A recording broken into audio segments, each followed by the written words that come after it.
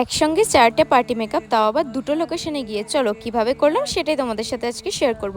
Hello everyone, আমি তোমাদের makeup artist শ্রীদে মোয়া। তো ফার্স্ট লোকেশন ছিল আমার জংশন, ডেটটা ছিল 23শে ফেব্রুয়ারি। সেদিন ছিল আমার 4টা পার্টি মেকআপ। ফার্স্ট লোকেশনে পৌঁছে গেছি আর কাজও শুরু করে দিয়েছিলাম। আর আমি কিন্তু কোনো অ্যাসিস্ট্যান্ট নিয়ে যাইনি, তার জন্য কিন্তু কোনো ভিডিও টিউটোরিয়াল শেয়ার করতে পারবো না, তাই বিফোর আফটার ভিডিও তোমরা দেখে নাও।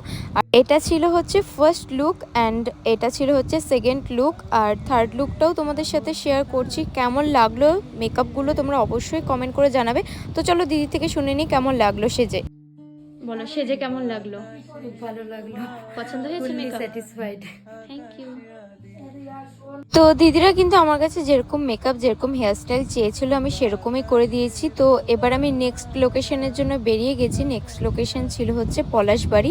তো চলেও এসেছি লোকেশনে। আর এটা হচ্ছে আমার 4th মেকআপ লুক। কেমন লাগছে তোমরা অবশ্যই কমেন্ট করে জানাবে।